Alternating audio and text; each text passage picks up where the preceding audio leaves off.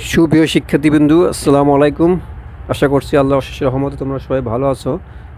আমাকেও আল্লাহ পাক ভালো রাখছেন, আলহামদুলিল্লাহ। আজকে তোমাদের মাঝে যে বিষয়টি নিয়ে হাজির হয়েছি সেটি হচ্ছে তোমাদের পুরাণ বইয়ের অনুশীলনী 4.3 এর লগের পূর্ণক এবং অংশক নির্ণয়, অর্থাৎ কিভাবে লগের পূর্ণক এবং অংশ নির্ণয় করতে হয় এই বিষয়টি নিয়ে আজকে আলোচনা করার চেষ্টা করবে ইনশাল্লাহ। তোমরা অবশ্যই ভিডিওটি শুরু থেকে শেষ পর্যন্ত দেখবে। আমি এই বিষয়টি দুটি পার্টে বিভক্ত করেছি। আজকে হলো প্রথম পার্ট। আজকে প্রথম পার্টে আমি সংখ্যার বৈজ্ঞানিক রূপ এবং লগের পূর্ণ কীভাবে নির্ণয় করতে হয় এই বিষয়টি সম্পর্কে আলোচনা করব। এরপরে দ্বিতীয় অংশে আমি তোমাদেরকে বোঝাবো কিভাবে লগের পূর্ণক এবং অংশক বের করতে হয়, ক্যালকুলেটরের মাধ্যমে কিভাবে লগের পূর্ণক এবং অংশক বের করতে হয় এই বিষয়টি আমি তোমাদের পরবর্তী ভিডিওতে বুঝিয়ে দেবো ইনশাআল্লাহ। শিক্ষার্থী বন্ধুরা, তোমরা ভিডিওটি খুব মনোযোগ সহকারে দেখার চেষ্টা করবে, কারণ এই বিষয়টি অনেকেই ভালো বুঝতে পারে না, অনেকেই ভালো বোঝে না। তোমরা যারা নবম দশম শ্রেণীর ছাত্রছাত্রী আছো তাদের জন্য আজকের ভিডিওটি কিন্তু খুবই গুরুত্বপূর্ণ অঙ্ক শেখার জন্য। আর যারা অঙ্ক শিখতে চায়, অঙ্ক বুঝতে চায়, তাদের জন্য কিন্তু ভিডিওটি খুব উপকারী হবে আশা করছি। তাহলে তোমরা ভিডিওটি না টেনে শুরু থেকে একদম শেষ পর্যন্ত দেখবে। আর অবশ্যই এবং তোমরা আমাকে সাহায্য করবে। তোমরা আমার চ্যানেলটি সাবস্ক্রাইব করে লাইক কমেন্ট শেয়ার করে ভিডিওটি ছড়িয়ে দেবে, যাতে করে তোমাদের বন্ধু বান্ধবরা এবং অন্যান্যরা ভিডিওটি দেখতে পারে এবং আমিও উৎসাহিত হতে পারি এবং তোমাদের জন্য আরও সুন্দর সুন্দর ভিডিও নিয়ে উপস্থিত হতে পারি। তাহলে শিক্ষার্থীবৃন্দ, আজকে শুরু করছি লগের পূর্ণক এবং অংশ কীভাবে বের করতে হয় তার প্রথম পার্ট বা প্রথম অংশ। প্রথমে যে জিনিসটি তোমাদেরকে বুঝিয়ে দেবো সেটি হচ্ছে সংখ্যার বৈজ্ঞানিক রূপ। সংখ্যার বৈজ্ঞানিক রূপ অর্থাৎ সংখ্যাকে কীভাবে বৈজ্ঞানিক রূপে প্রকাশ করতে হয় সেই বিষয়টি প্রথমে তোমাদেরকে বুঝতে হবে। লগের পূর্ণক এবং অংশক বোঝার জন্য তোমার সংখ্যার বৈজ্ঞানিক রূপটি আগে বুঝতে হবে। এখানে দেখো আমি লিখেছি n = a × 10⁻n, অর্থাৎ n হচ্ছে 0-এর চেয়ে বড়, অর্থাৎ n হচ্ছে ধনাত্মক সংখ্যা, আর a হচ্ছে 1-এর চেয়ে বড় বা সমান এবং 10-এর চেয়ে ছোট।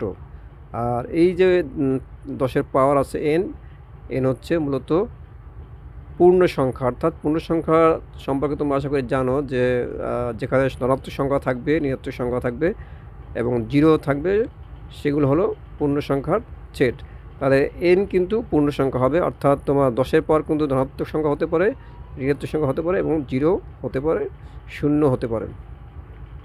আর n হচ্ছে কিন্তু যে কোনো ধনাত্মক সংখ্যা, অর্থাৎ যে কোনো ধনাত্মক সংখ্যাকে তোমার এই চেহারায় নিয়ে আসতে হবে। এখানে তোমার যে কোনো ধনাত্মক সংখ্যাকে অবশ্যই তোমার 1-এর চেয়ে বড় এবং 10-এর চেয়ে ছোট বানাতে হবে, 1-এর চেয়ে বড় বানাতে হবে এবং 10-এর চেয়ে ছোট বানাতে হবে। 1-এর সমান হলেও সমস্যা নেই। তাহলে শিক্ষার্থী বন্ধু, এই জিনিসটা বোঝার জন্য আমি কয়েকটি উদাহরণ দিয়েছি। দেখো, প্রথমে এখানে একটি সংখ্যা আছে 6237। এই সংখ্যাটিকে কীভাবে বৈজ্ঞানিক রূপে প্রকাশ করবে? দেখো, এটি একটি পূর্ণ সংখ্যা। তোমরা জেনে থাকবে যে পূর্ণ সংখ্যার দশমিক কিন্তু সর্বডানে, তাই এই সংখ্যাটি দশমিক কিন্তু সর্বডানে আছে। অর্থাৎ তোমাকে প্রথমে 6237 সংখ্যাটিকে অবশ্যই 1-এর চেয়ে বড় এবং 10-এর চেয়ে ছোট বানাতে হবে। এই জন্য কী করতে হবে? এজন্য তোমার দশমিকটিকে 3 ঘর বামে সরাতে হবে। 3 ঘর বামে সরালে কিন্তু সংখ্যাটি 1-এর চেয়ে বড় হয়ে যাবে এবং 10-এর চেয়ে ছোট হয়ে যাবে। এজন্য শিক্ষার্থী বন্ধুরা, আমরা কি করব? আমরা যদি 3 ঘর বাম দিকে সরাতে চাই, তাহলে যেহেতু আমরা 3 ঘর বাম দিকে সরাবো, সেজন্য আমাকে অবশ্যই 1 লিখে 3 শূন্য অর্থাৎ 1000 দিয়ে ভাগ করতে হবে। শিক্ষার্থী বন্ধুরা, আমি এখানে কী লিখেছি দেখো, যে 6237 গুণ লিখছি 1000, ভাগ লিখছি 1000। তোমার সংখ্যাটি মানে কিন্তু কোনো পরিবর্তন করা যাবে না। সংখ্যাটি মানের পরিবর্তন না করে সংখ্যাটিকে কিন্তু বৈজ্ঞানিক রূপে নিতে হবে। এই জন্য আমি উপরে 1000 দিয়ে গুণ করেছি, নিচে 1000 দিয়ে ভাগ করেছি। 1000 কাটাকাটি করলে কিন্তু সংখ্যাটি আগের সংখ্যাটি থাকে। তাই সুতরাং শিক্ষার্থী বন্ধুরা, তোমরা প্রথমে যেহেতু তোমার পয়েন্ট বাম দিকে 3 ঘর সরাতে হবে, এই জন্য 1000 দিয়ে তোমরা ভাগ করবে। 1000 দিয়ে ভাগ করলে আমরা পাবো 6.237, এর সাথে গুণ থাকবে 1000। তাহলে আমরা লিখতে পারি 6.237 ইন্টু 10 কিউব। 1000 পরিবর্তে আমরা 10 কিউব লিখতে পারি। আসলে শিক্ষার্থী বন্ধুরা দেখো, তোমার এই সংখ্যাটি আর আগের সংখ্যাটি কিন্তু সেম সংখ্যা, শুধুমাত্র তোমার চেহারার পরিবর্তন হয়েছে, মানে কিন্তু কোনো পরিবর্তন হয়নি, এটা শুধু তোমার চেহারার পরিবর্তন হয়েছে। তো এই সংখ্যাটি বৈজ্ঞানিক রূপ হচ্ছে এই সংখ্যাটি। এরপর আরেকটি উদাহরণ খেয়াল করো, যেখানে আছে 0.00627, এই সংখ্যাটিকে আমরা বৈজ্ঞানিক রূপে প্রকাশ করব। এই সংখ্যাটিকে বৈজ্ঞানিক রূপে প্রকাশ করার জন্য অবশ্যই আমাকে 1-এর চেয়ে বড় এবং 10-এর চেয়ে ছোটো সংখ্যা তৈরি করতে হবে। এই জন্য আমাকে এই দশমিকটি 3 ঘর বাম দিকে সরাতে হবে। যেহেতু দশমিককে 3 ঘর বাম দিকে সরাতে হবে, এজন্য আমাকে সংখ্যাটিকে কী করতে হবে, 1 লিখে 1000 দিয়ে গুণ করতে হবে। শিক্ষার্থী বন্ধুরা, আরেকটি কথা বলে নিই, যদি দশমিককে ডানে সরাও তাহলে তুমি অবশ্যই গুণ করবে, আর যদি বামে সরাও তাহলে ভাগ করতে হবে। বাম দিকে সরালে যত ঘর সরাবে 1 লিখে ততগুলো শূন্য দিয়ে গুণ করবে। যদি ডানে সরাও 1 লিখে তত শূন্য দিয়ে গুণ করবে, আর যদি বাম দিকে সরাও তাহলে যত ঘর বাম দিকে সরাবে 1 লিখে তত শূন্য দিয়ে ভাগ করতে হবে। তাহলে শিক্ষার্থী বন্ধুরা দেখো, এখানে আমি সংখ্যাটি লিখেছি, লেখার পর উপরেও 1000 দিয়ে দিয়েছি, নিচেও 1000 দিয়ে দিয়েছি। তাহলে আর সংখ্যাটির কোনো মানের কোনো পরিবর্তন হবে না, শুধু চেহারার পরিবর্তন হবে। আমরা প্রথমে কি করব, প্রথমে আমরা 1000 দিয়ে গুণ করব। যদি 1000 দিয়ে গুণ করি তাহলে পাবো 6.237, 6.237, অর্থাৎ দশমিকটি 3 ঘর ডান দিকে সরে আসবে, আর নিচে তোমার 1000 থেকে যাবে। তো 1000-এর পরিবর্তে আমরা লিখতে পারবো 10 কিউব, অর্থাৎ আমরা সর্বশেষ লিখতে পারবো 6.237 ইন্টু 10⁻³ তাহলে শিক্ষার্থী বন্ধু, এই সংখ্যাটিকে আমরা এইভাবে বৈজ্ঞানিকভাবে প্রকাশ করতে পারলাম। শিক্ষার্থীবৃন্দরা, এখন তোমরা একটি চার্ট খেয়াল করো। এখানে আমি কয়েকটি সারি নিয়েছি এবং কয়েকটি কলাম নিয়েছি। সারিতে আমাদের কিছু সংখ্যা আছে। এখানে প্রথমে আছে n, তারপর আছে n এর বৈজ্ঞানিক রূপ, তারপর আছে সূচক, দশমিক বিন্দুর বামের অঙ্কের অঙ্ক সংখ্যা, তারপর আছে পূর্ণক। আমরা এই চার্টের ভিতরে দেখব যে সংখ্যার কিভাবে বৈজ্ঞানিক রূপ করতে হয় এবং কিভাবে পূর্ণক বের করতে হয়, এই চার্টের মধ্যে আমরা দেখব। তাহলে শিক্ষার্থী বন্ধুরা, প্রথমে যে সংখ্যাটি আছে অর্থাৎ n সংখ্যা যেটি আছে 6237, এর বৈজ্ঞানিক রূপ যদি আমরা প্রকাশ করি, বৈজ্ঞানিক রূপে কীভাবে প্রকাশ করতে হয় শিক্ষার্থী বন্ধুরা আমি তোমাদের আগের দুটি উদাহরণের মাধ্যমে বুঝিয়ে দিয়েছি, এখানে আর বোঝাবো না। তাহলে আমরা পাবো 6.237 ইন্টু 10 কিউব। তাহলে এখানে 10-এর পাওয়ার আসছে, অর্থাৎ সূচক আসছে 3। আর দেখো, দশমিক বিন্দুর বামের অংশের অঙ্ক সংখ্যা, এই যে দশমিক বিন্দু, এই যে সংখ্যাটা দশমিক কিন্তু সবার ডানে, যেহেতু এই জায়গায় এটা কিন্তু একটা পূর্ণ সংখ্যা, তাহলে দশমিক কিন্তু সর্বডানে। তা দশমিক বিন্দুর বাম দিকে অঙ্ক আছে কয়টি, 1টি 2টি 3টি 4টি, সেটি এখানে লেখা হয়েছে। এবং পূর্ণক হবে এই দশমিক বিন্দুর বামের সংখ্যার চেয়ে 1 কম, অর্থাৎ 4 বিয়োগ 1 = 3। এটি হচ্ছে এই সংখ্যাটির লগের পূর্ণক। এরপরে দ্বিতীয় সংখ্যাটির দিকে তাকাই, সেখানে পাই আমরা সংখ্যাটি আছে 623.7। এটাকে যদি আমরা বৈজ্ঞানিকভাবে প্রকাশ করি তাহলে পাবো 6.237 ইন্টু 10 স্কোয়ার। তাহলে 10-এর পাওয়ার হচ্ছে 2, সূচক হচ্ছে কত, 2। এবং এইখানে দেখো, তোমার দশমিকের বামের অঙ্ক আছে 1টি 2টি 3টি, এবং পূর্ণক হবে কিন্তু তার চেয়ে 1 কম, অর্থাৎ 3 থেকে 1 কম। অর্থাৎ তোমার এখানে বলতে পারো যে 10-এর উপর যে পাওয়ার থাকবে, যে সূচক থাকবে, সেটাই কিন্তু মূলত পূর্ণক। এভাবে তোমরা বের করতে পারো। অথবা তোমার দশমিক বিন্দুর বামের যে কয়টি অঙ্ক থাকবে সেখান থেকে 1 কমিয়ে কিন্তু পূর্ণক বের করতে পারো। এর পরের সংখ্যাটিও যদি আমরা দেখি তাহলে পাবো এরকমের 6.237 ইন্টু 10⁻⁴ এর যদি বৈজ্ঞানিক প্রকাশ করি তাহলে আমরা এরকম পাবো, যার সূচক হচ্ছে 1। এবং দশমিক বিন্দুর বামে, অর্থাৎ দশমিক বিন্দুর বামে অঙ্ক আছে 2টি এবং তার পূর্ণক হবে কিন্তু 1।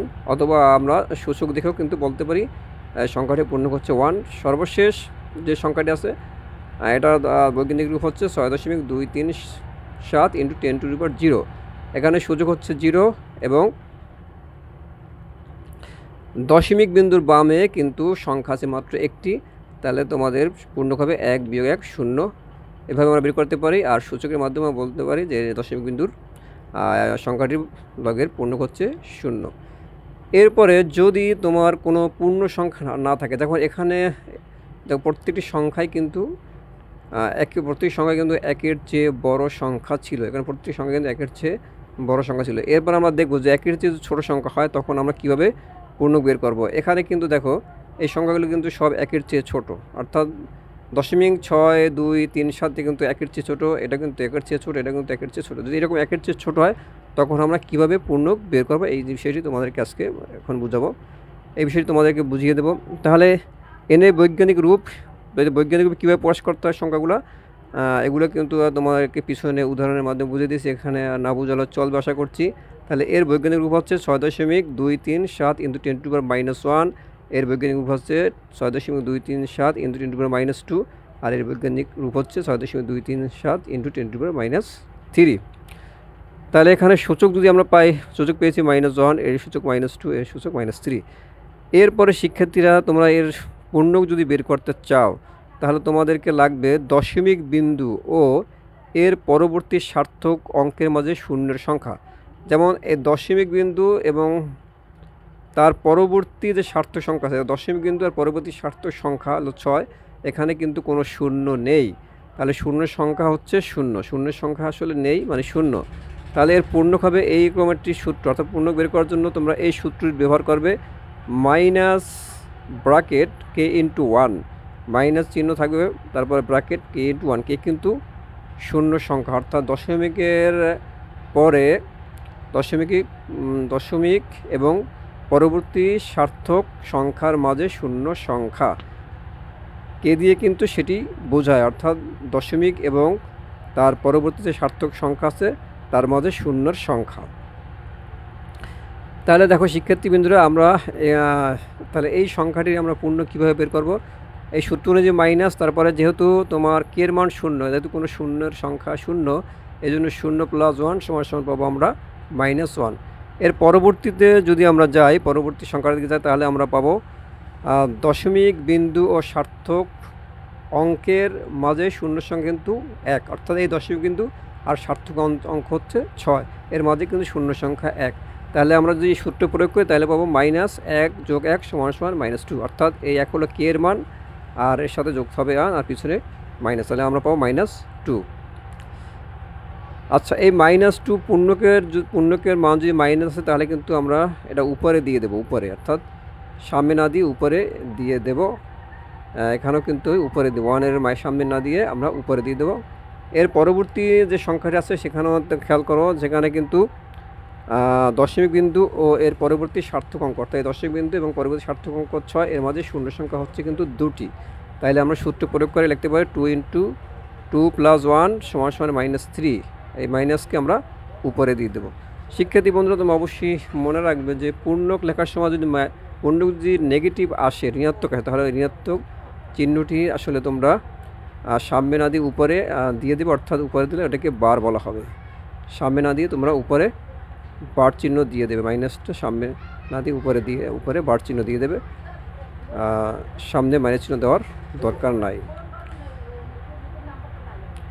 আরেকটি কথা এখানে আমি দেখো, পূর্ণক ধনাত্মক বা ঋণাত্মক উভয়ই হতে পারে, কিন্তু অংশক সর্বদাই ধনাত্মক। পূর্ণক কিন্তু ধনাত্মক হতে পারে আর ঋণাত্মক হতে পারে, কিন্তু অংশক কিন্তু সর্বদাই ধনাত্মক, অংশ কিন্তু সর্বদাই ধনাত্মক হবে। এই বিষয়টি আমি তোমাদেরকে পরবর্তী ভিডিওতে আলোচনা করব ইনশাল্লাহ। পরবর্তীতে যখন আমি তোমাদের পূর্ণক এবং অংশ কীভাবে বের করতে হয় দ্বিতীয় পার্টে, তখন এটি নিয়ে আরও আলোচনা করবে ইনশাল্লাহ। শিক্ষার্থী বন্ধু, আমি দুটি উদাহরণ তোমাদের দিয়ে দিয়েছি, যে উদাহরণের মাধ্যমে তোমরা ব্যাপারটি আরও ভালোভাবে বুঝতে পারো। যখন এখানে একটি সংখ্যা আছে 5570, একে আমি বৈজ্ঞানিক যদি প্রকাশ করি, তাহলে যেহেতু এটি তোমার অর্থাৎ পূর্ণ সংখ্যা, এর দশমিক কিন্তু সর্বডানে, অর্থাৎ সর্বডানে তুমি ধরতে পারো, তাহলে আমাকে অবশ্যই এটিকে 1-এর চেয়ে বড় এবং 10-এর চেয়ে ছোটো সংখ্যা তৈরি করতে হবে। তার মানে দশমিকটি 3 ঘর বাম দিকে সরাতে হবে। এগুলো এই বিষয়গুলো আগেও বুঝিয়েছি, তারপরেও এখানে বললাম যে দেখো, তো 5570কে আমরা 1000 দিয়ে ভাগ করবো, 1000 দিয়ে গুণ করব। প্রথমে যেহেতু দশমিকটি বাম দিকে সরাতে হবে, সেজন্য আমরা 1000 দিয়ে ভাগ করলে আমরা পাবো 5.570 এবং এর সাথে গুণ থাকবে 1000। উপর 1000 দিয়ে গুণ করছি, নিচে 1000 দিয়ে ভাগ করছি, তাহলে কিন্তু সংখ্যার মানে কোনো পরিবর্তন হবে না। আর যদি তোমরা শুধু নিচে 1000 দিয়ে তোমরা ভাগ করো, তাহলে কিন্তু সংখ্যার মান পরিবর্তন হয়ে যাবে, কারণ আমাদের মূলত সংখ্যা ছিল 5570, কিন্তু তখন আমরা পাবো 5.570, যেটি কিন্তু আসলে মূল সংখ্যা থেকে ভিন্ন। এজন্য আমাদের 1000 দিয়ে আবার গুণ করতে হবে। যদি আমরা দশমিক বাম দিকে সরাই তাহলে অবশ্যই ভাগ করব, আর যদি ডান দিকে সরাই তাহলে অবশ্যই আগে গুণ করব। তাহলে আমরা পাচ্ছি 5.570 এবং 10 কিউব। তাহলে যেহেতু এই সংখ্যাটির দশের পাওয়ার আছে 10, অর্থাৎ 10-এর ঘাত হচ্ছে 10, তাহলে আমরা সংখ্যাটির পূর্ণ বলতে পারি 3। এবং অন্যভাবে বলতে পারি, দেখো মূল সংখ্যাটি কিন্তু দশমিক বিন্দুর বামে অঙ্ক ছিল 1টি, 2টি, 3টি, 4টি, তাহলে 4 থেকে 1 কম হবে, পূর্ণভাবে 4 থেকে 1 কম। তাহলে আমরা এভাবেও বলতে পারি, যেহেতু দশমিক বিন্দুর বামে সংখ্যা হচ্ছে 4টি এবং তার পূর্ণভাবে 4-1 = 3টি। এরপরে আরেকটি উদাহরণ খেয়াল করো, যেখানে আছে 0.000435। এটিকে যদি আমি বৈজ্ঞানিকভাবে প্রকাশ করি, তাহলে অবশ্যই দশমিককে আমাকে 4 ঘর ডান দিকে সরাতে হবে। তাহলে আমি কী করলাম, প্রথম সংখ্যাটি লিখলাম, তাকে 1 লিখে 4 শূন্য দিয়ে গুণ করলাম এবং 1 লিখে 4 শূন্য দিয়ে ভাগ করলাম। যেহেতু আমার দশমিককে 4 ঘর সরাতে হবে, ডান দিকে সরাতে হবে, এই জন্য আগে আমি গুণ করব। 10,000 দিয়ে যদি গুণ করি তাহলে পাবো 4.35 এবং নিচে থাকবে 10⁴। তাহলে আমরা লিখতে পারি 4.35 ইন্টু 10⁻⁻⁴, 10⁻⁻⁴। তাই সুতরাং সংখ্যাটির লগের পূর্ণক আমরা বলতে পারি -4। যেহেতু -4 হয়েছে, এখন আমি কিন্তু মাইনাসটা লিখবো না, আমরা লিখবো উপরে বার চিহ্ন দিয়ে লিখবো, মাইনাসটা সামনে রাখবো না, বার চিহ্ন দিয়ে রাখবো।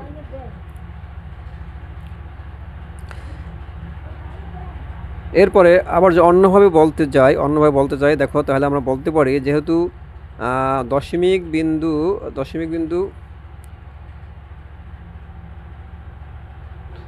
দশমিক বিন্দু এবং সার্থক অঙ্ক হচ্ছে 4, এর মাঝে কিন্তু শূন্য সংখ্যা আছে কতগুলো? 3টি শূন্য সংখ্যা আছে। তাইলে আমরা ওই যে আগের অঙ্কগুলোতে যেমন তোমার যে সূত্রটি আমি দেখেছিলাম, ওই সূত্র প্রয়োগ করে আমরা এই সংখ্যাটির পূর্ণক বের করতে পারি। যেখানে দেখো, যেহেতু দশমিক এবং সার্থক অঙ্কের মাঝে শূন্য সংখ্যা 3টি, তাহলে আমরা লিখব -3 + 1, 3 + 1 সমান পাবো -4 = 4 এর উপরে বার চিহ্ন দেবো, মাইনাসটি আমরা না রেখে উপরে একটা বার চিহ্ন দেবো, তাহলে মাইনাস চিহ্ন দেওয়ার দরকার নেই। সুপ্রিয় শিক্ষার্থীবৃন্দরা, আমি সাধ্য অনুযায়ী চেষ্টা করছি তোমাদেরকে বুঝিয়ে দেওয়ার। তোমরা ভিডিওটি বারবার দেখবে, বেশি দেখবে, তাহলে আশা করছি তোমাদের বুঝতে সমস্যা হবে না। তোমরা যদি একবার না বোঝো, তাহলে আবার দেখবে, বারবার দেখতে থাকবে, তাহলে এই বিষয়টি আশা করি তোমাদের এই বিষয়টি সম্পর্কে তোমাদের সমস্যা থাকবে না আশা করছি। তাহলে শিক্ষার্থীবৃন্দরা, আগামীতে তোমার এই লগের পূর্ণাঙ্গ অংশ বের করার যে দ্বিতীয় পার্টটি আছে, সেটি তোমাদেরকে সামনে নিয়ে আসবো, সেই ভিডিওটি নিয়ে আসবে ইনশাল্লাহ। ততক্ষণ পর্যন্ত ভালো থাকবে, সুস্থ থাকবে, এই কামনে আজকে শেষ করছি। আল্লাহ হাফেজ।